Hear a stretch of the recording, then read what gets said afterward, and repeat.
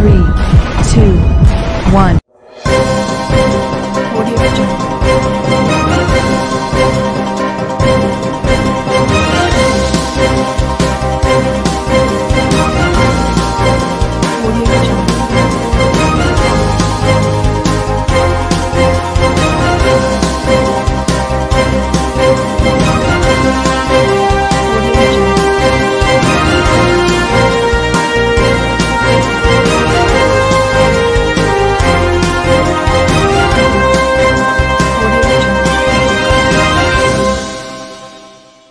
नमस्कार, मैं हूं नरेश राघानी और आप देख रहे हैं हॉराइजन न्यूज।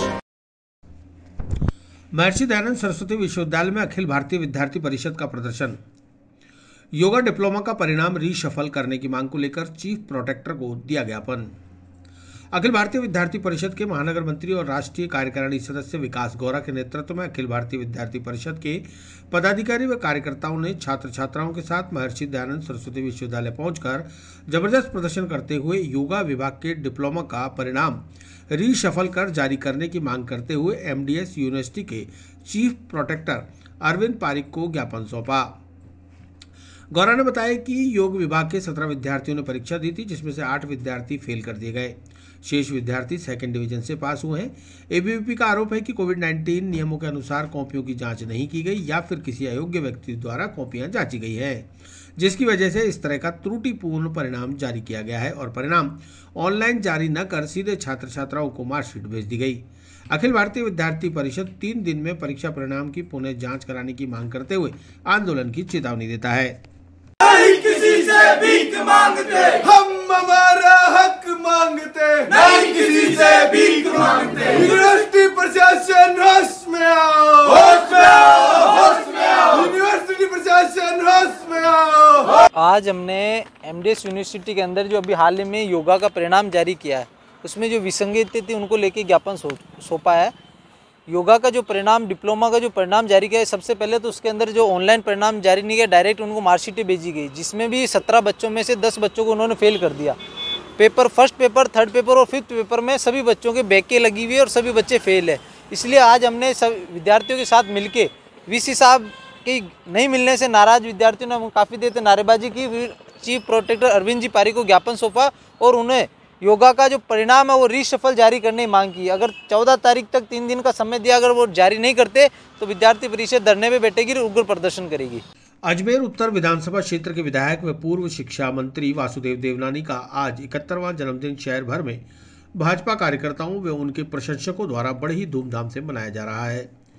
विधायक वासुदेव देवनानी ने जहां अपने जन्मदिन पर सर्वप्रथम गौशालों में गायों को चारा व गुड़ खिलाकर गौ माता की सेवा की, वहीं दयानंद बाल सदन में रह रहे बच्चों के साथ हवन यज्ञ में हिस्सा लेकर उनको अल्पाहार भी कराया।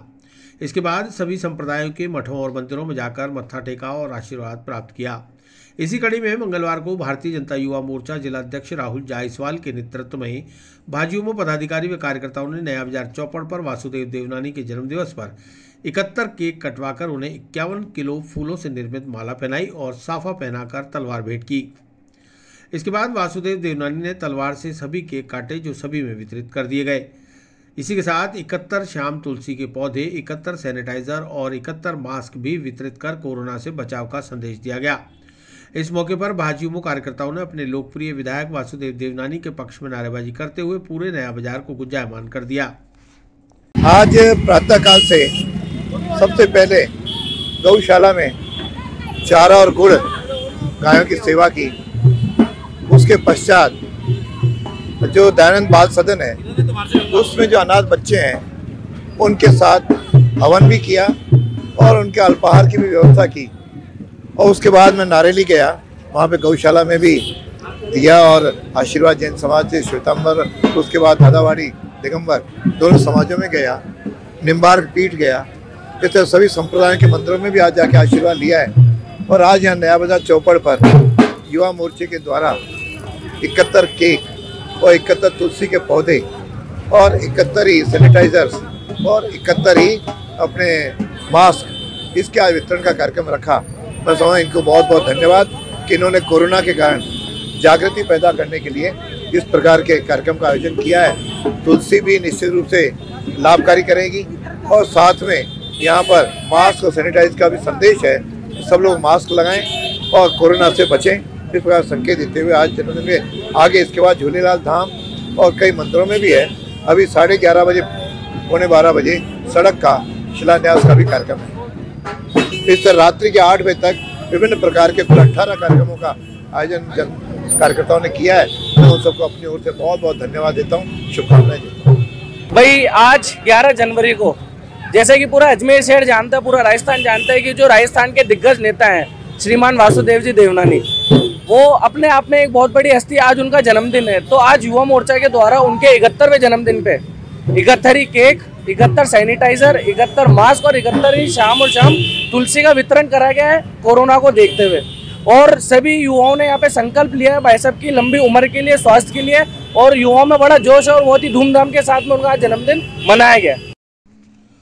उत्तर पश्चिम रेलवे मजदूर संघ व लॉयंस क्लब अजमेर आस्था के संयुक्त तत्वाधान में विशाल स्वैच्छिक रक्तदान शिविर। यूनियन पदाधिकारी और रेल कर्मचारियों ने 450 यूनिट रक्त का किया दान। मंगलवार को NFIR के संस्थापक स्वर्गीय केशवराज कुलकर्णी की जन्म जयंती के अवसर पर हर वर्ष की भांति इस वर्ष भी उत्तर पश्चिम रेलवे मजदूर संघ मंडल अजमेर और लॉयंस क्लब अजमेर आस्था के संयुक्त तत्वाधान में कचहरी रोड स्थित रेलवे विजिट इंस्टीट्यूट में विशाल स्वैच्छिक रक्तदान शिविर का आयोजन किया गया। उत्तर पश्चिम रेलवे मजदूर संघ के मंडल सचिव SI जैकब ने बताया कि रक्तदान शिविर में जवाहरलाल नेहरू अस्पताल ब्लड बैंक, जनाना अस्पताल ब्लड बैंक, मित्तल और छेदपाल हॉस्पिटल सहित त्रिवेणी ब्लड बैंक और विद्यापति ब्लड बैंक के चिकित्साकर्मी रक्त संग्रहण के लिए मौजूद रहे। सुबह 8 बजे से दोपहर 2 बजे तक संचालित होने वाले इस रक्तदान शिविर में 450 यूनिट रक्त एकत्रित करने का लक्ष्य निर्धारित किया गया है और बड़ी संख्या में UPRMS यूनियन के पदाधिकारी व सदस्यों के साथ ही उनके परिवारजन भी रक्तदान कर रहे हैं। इस मौके पर मंडल अध्यक्ष जुबैर अहमद, लॉयंस क्लब अजमेर आस्था के अध्यक्ष लॉयन नितेश कुमार अग्रवाल, सचिव विष्णु प्रकाश, संयोजक अतुल पाटनी, पदमचंद जैन सहित हर वर्ष को इस बार भी 11 जनवरी को स्वर्गीय केशवराज कुलकर्णी जी जो NFIR का संस्थापक है, इनकी जन्मदिवस की उपलक्ष्य में उत्तर पश्चिम रेलवे मजदूर संघ अजमेर मंडल द्वारा एक विशाल स्वैच्छिक रक्तदान शिविर का आयोजन किया जा रहा है। सुबह 8:30 बजे रक्तदान शिविर प्रारंभ हो चुका है। इसमें JLN और जनाना के अलावा मित्तल अस्पताल, छत्रपाल अस्पताल, Triveni blood bank, Vidyapati blood bank जैसे 6 ब्लड बैंक रक्तकोष एकत्रित कर रहे हैं। सुबह से काफ़ी तादाद में रेल कर्मचारी, इनका परिवारजन रक्त दे चुका है। इस वक्त पे ये 2:30 बजे तक ये रक्तदान शिविर चलेगा। हमें उम्मीद है हर वर्ष के जैसे ही जो निर्धारित टारगेट है लगभग 450 का टारगेट हासिल करने में हम कामयाब रहेंगे। 450 यूनिट, 400 से 450 के बीच में यूनिट की उम्मीद है। उत्तर पश्चिम रेलवे मजदूर संघ द्वारा स्वर्गीय श्री केशव कुलकर्णी की याद के अंदर प्रतिवर्ष रक्तदान समारोह आयोजित किया जाता है। आज 11 जनवरी को उनकी पुण्यतिथि के अवसर पर ये रक्तदान शिविर आयोजित किया गया है। इसके अंदर रेलवे के कम से कम 400-450 लोगों ने इसमें अपना रजिस्ट्रेशन कराया है और वो सभी कर्मचारी यहाँ पे रक्तदान करने के लिए आतुर हैं। इससे जो वर्तमान जो कोरोना बीमारी चल रही है, वो बीमारी में इन लोगों का योगदान काफ़ी मूलभूत साबित होगा। प्रदेश में मंगलवार से नई गाइडलाइन लागू। रात 8 बजे बाजार होंगे बंद। रविवार को रहेगा पूर्णतः लॉकडाउन। सड़क किनारे रात को फास्ट फूड बेचने वालों पर फिर गहराया रोजी रोटी का संकट। मंगलवार से गृह विभाग की ओर से जारी की गई नई गाइडलाइन लागू हो गई। मंगलवार से बाजार, मॉल, सिनेमा हॉल, धार्मिक स्थल रात 8 बजे तक ही खुल सकेंगे। धार्मिक स्थलों पर फूलमाला, प्रसाद, चादर व अन्य पूजन सामग्री ले जाने पर प्रतिबंध रहेगा। रेस्टोरेंट और क्लब में 50% क्षमता के साथ रात 10 बजे तक भोजन परोसा जा सकेगा। टेक अवे सेवा 24 घंटे जारी रह सकेगी। इसके अलावा शादी समारोह, जुलूस, सभा, धरने आदि में 50 व अंतिम संस्कार में 20 लोगों के शामिल होने की अनुमति होगी। गृह विभाग द्वारा जारी गाइडलाइन की पालना कराने के लिए जिला प्रशासन और पुलिस पूरी तरह से मुस्तैद है। पुलिस के जवान और अधिकारी जगह जगह नाकाबंदी लगाकर लोगों को मास्क लगाने के लिए समझाइश कर रहे हैं। वहीं नियमों की अवहेलना करने पर सख्त कार्रवाई भी की जा रही है। IG रुपिंदर सिंह ने बताया कि लोगों को कोविड अनुरूप व्यवहार करते हुए अपनी जीवन शैली में बदलाव लाना होगा। हमेशा मास्क लगाना होगा, भीड़ भाड़ से बचना होगा और हाथों को बार बार सैनिटाइज करना होगा। तभी हम कोरोना पर काबू पा सकते हैं। उन्होंने कहा कि सरकार द्वारा जारी गाइडलाइन की लोग स्वतः ही पालना करेंगे तो पुलिस को सख्ती नहीं बरतनी पड़ेगी। जनता को थोड़ा सा अभी भी थोड़ा सा ऐसा है कि कुछ चीज़ें खुली हैं, कुछ बंद हैं, तो संडे को क्या वो थोड़ा सा आप क्लियर करें। वीकेंड कर्फ्यू में सैटरडे रात से लेके मंडे सुबह तक का जो है वो वीकेंड कर्फ्यू है। सरकार की ओर से राज्य सरकार के निर्देश हैं। उसकी सभी जन से अपील है कि वो खुद ही उसका पालन करें, क्योंकि ये महामारी का समय चल रहा है और इसमें जितना जन जागरण खुद ध्यान रखेंगे उतना अच्छा होगा। पुलिस के लिए उसको लागू करवाना जो है उतना सुगम होगा। और क्योंकि ये महामारी है, इसमें सोशल डिस्टेंसिंग, सैनिटाइज़र, मास्क और इसका ध्यान रखा जाए। सर क्या खुला रहेगा और क्या बंद रहेगा, ऐसा कुछ संडे के उसमें अलग अलग राज्य सरकार के निर्देश हैं कि जो चीज़ें उसमें परमिटेड हैं, तो टेक अवे काउंटर्स हैं, कुछ हैं, वो राज्य सरकार के जो निर्देश है उसके अनुसार है। सर आज से नाइट कर्फ्यू भी लग रहा है, रात्रि 8 बजे से सब कुछ बंद है। हाँ, वो तो ऑलरेडी ऑपरेशन में है। रात्रि का जो समय है ताकि लोग उसमें खुले नहीं घूमें और अपना उसका पालन करें समय का, और उस हिसाब से हो रहेगा। Thank you. वहीं रात 8 बजे बाजार बंद होने से कई दिहाड़ी मजदूरों और रोज कुआं खोदकर पानी पीने वालों के जीवन पर संकट खड़ा हो गया है।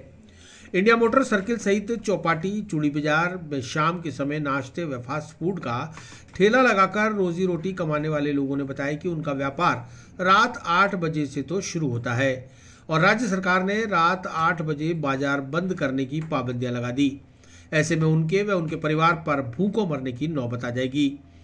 पिछले 2 साल से कोरोना की मार झेल रहे लोग कर्जदार हो गए हैं। अब फिर से कर्फ्यू जैसी पाबंदियां लगा दी गई तो जीवन कैसे चलेगा। सरकार से मांग है कि रात 10 बजे तक हमें भी रोजी रोटी कमाने की अनुमति दे दी जाए। हम 100 लोग हैं, कचहरी रोड पे ठेला लगाते हैं। सरकार से हमारा निवेदन है, 8 बजे का कर्फ्यू लगा दिया है, जो हमारा काम ही 8 बजे बाद शुरू होता है, तो सरकार से हमारा निवेदन है कृपया करके 10 बजे किया जाए। हम गरीब आदमी कहाँ जाएंगे। अभी जो आपकी ग्राहकी है वो कब चालू होती है? 8 बजे बाद तक चालू होती है। तो अब आपको क्या डर सता रहा है कि पुलिस जाके बंद करा? 8 बजे पुलिस आ जाती है, 7:30 बजे आ जाती है पुलिस। तो अभी रविवार का भी लॉकडाउन है। रविवार को लॉकडाउन अलग से लगा दिया, रविवार को थोड़ा बहुत चलता रहता है। किस तरह की दिक्कत होगी अब आपको? बहुत बड़ी दिक्कत है, प्रॉब्लम आ गई। प्रदेश भर में आज से कोरोना की नई गाइडलाइन लागू। तीर्थ नगरी पुष्कर में गाइडलाइन के तहत लगाई गई पाबंदियों का दिखने लगा असर। राज्य सरकार द्वारा जारी की गई नई कोरोना गाइडलाइन आज से पूरे प्रदेश में लागू हो गई। तीर्थ नगरी पुष्कर पर नई गाइडलाइन का सीधा असर देखने को मिला। पुष्कर सरोवर के घाटों पर श्रद्धालुओं की आवक में बड़ी गिरावट देखी गई। वहीं जगत पिता ब्रह्मा मंदिर सहित दूसरे मंदिर और बाजारों में भी सन्नाटा पसरा रहा। पुरोहितों और व्यापारियों में एक बार फिर मायूसी देखने को मिली। आज से जगत पिता ब्रह्मा मंदिर सहित दूसरे मंदिर श्रद्धालुओं के लिए सुबह 5 बजे से रात 8 बजे तक ही दर्शनार्थ खुलेंगे। वहीं रात 8 बजे से सभी व्यापारिक प्रतिष्ठान भी बंद हो जाएंगे। रात 11 बजे से सुबह 5 बजे तक रात्रि कर्फ्यू की सख्त पालना करवाई जाएगी। उपखंड अधिकारी सुखराम पिंडेल ने लोगों से अपील की है कि कोविड अनुरूप व्यवहार करते हुए नई गाइडलाइन की पालना करें। पुष्कर थाना सीआई महावीर शर्मा ने बताया कि नई गाइडलाइन की पालना सुनिश्चित की जाएगी। बिना मास्क बाहर आने वाले लोगों पर सख्त कार्रवाई की जाएगी। वहीं पुष्कर में कोरोना के रोज नए मामले सामने आ रहे हैं। सोमवार को पुष्कर सीएससी से कोरोना जांच के लिए भेजे गए 40 सैंपल्स में से 4 लोगों की रिपोर्ट पॉजिटिव आई। वहीं अजमेर से हुई जांच में भी कोरोना का एक नया मामला सामने आया है। पुष्कर में 2 ग्रामीण क्षेत्रों सहित कुल 5 कोरोना के नए मामले सामने आए हैं। इसके साथ ही राजकीय अस्पताल में दूसरे दिन भी कई लोगों ने कोरोना की प्रिकॉशन डोज लगवाई। वरिष्ठ पत्रकार नाथुराम शर्मा से अनेक फ्रंटलाइन कोरोना योद्धाओं के साथ 60 साल से अधिक उम्र के लोगों ने प्रिकॉशन डोज लगवाई। वहीं 15 से 18 साल तक के बच्चों का वैक्सीनेशन भी जारी है।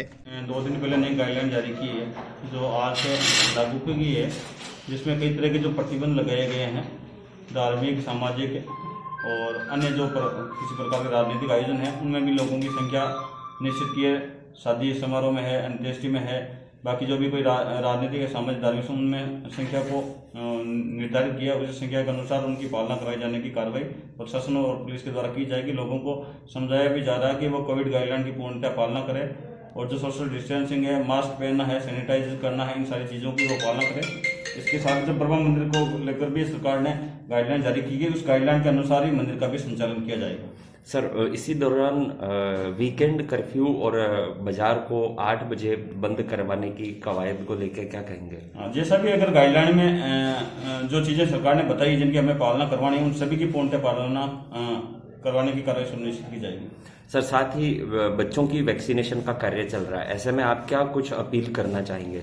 राज्य सरकार ने 15 से लेकर 18 वर्ष तक के बच्चों के लिए भी अभी वैक्सीनेशन का कार्यक्रम चल रहा है, जिसमें अगर पुष्कर तहसील की बात करें तो ये लगभग 2600 बच्चे हैं जो इसके लिए क्वालिफाई माने गए हैं, जिनमें से लगभग 1300 बच्चों को अभी तक वैक्सीन लगाई जा चुकी कल तक, और लगातार ये वैक्सीनेशन का कार्यक्रम चल रहा है। साथ ही जो फ्रंटलाइन वर्कर्स है और प्रशासन, पुलिस डिपार्टमेंट के या जो मेडिकल की टीम है या जो 60 साल से अधिक उम्र के जो ऐसा बीमारी से ग्रसित व्यक्ति है, उनके भी प्रिकॉशन डोज ऐसे बूस्ट डोज के रूप में लगाई जा रही है। तो लगातार वैक्सीनेशन का कार्य भी चल रहा है। साथ ही लोगों में जो अभी नए कोरोना वेरिएंट ओमिक्रॉन को लेकर लगातार सैंपलिंग का कार्य भी किया जा रहा है और लोगों को इसके लिए समझाइश भी की जा रही है कि वो अपने घरों पर रहे, सुरक्षित रहें, और जितने भी है जो चाहे मास्क पहनने को लेकर है, टीकाकरण को लेकर लोगों को समझाइश भी की जा रही है, उनको सचेत भी किया जा रहा है। सर, जैसा कि पहले शुरुआती दौर में बच्चों की इसके बारे में अभी तक कोई नई गाइडलाइन आई नहीं है। हम बच्चों को, क्योंकि सरकार ने जो नगर पालिका क्षेत्र में अगर 9 से लेकर 12 तक अगर कोई बच्चा है और उसके अगर वैक्सीन लग चुकी है तो वो स्कूल आने के लिए उनको अनुमति किया, लेकिन जो भी बच्चों को चाहे घर घर जाके या जैसे भी है तो प्रशासन को और माननीय जिला कलेक्टर महोदय से जैसे भी निर्देश मिलेंगे उन निर्देशों की पूर्णतः पालना करवाई जाएगी। वीकेंड से बहुत अच्छी चहल पहल थी पुष्कर में श्रद्धालुओं की, पर्यटकों की, लेकिन सरकार की गाइडलाइन और कोरोना के बढ़ते वायरस की वजह से पुष्कर में भी जो है शांति एकदम से छाई हुई है। लोगों की आवक, पर्यटकों की आवक, श्रद्धालुओं की आवक पे असर पड़ा है। घाट और मंदिर श्रद्धालुओं से सूने होने लगे हैं और यहाँ की लोगों की आजीविका पे एक बार फिर से कमजोरी आने लगी है। आजीविका पे संकट के बादल मंडराने लगे हैं। सरकार की जो आज से नई गाइडलाइन लागू हुई है उससे बाजार सूने पड़े हैं, सभी रेस्टोरेंट, होटल सूने पड़े हैं, घाट सूने पड़े हैं। पर्यटकों की कमी आई है, खूब भारी गिरावट है पर्यटकों की आगामी में, तो इससे रोजगार पे फर्क पड़ेगा। पर जो सोच समझ के गाइडलाइन जारी की उससे आने वाले समय में कोरोना महामारी भयावह रूप न ले, उसके लिए सही फैसला लिया गया है।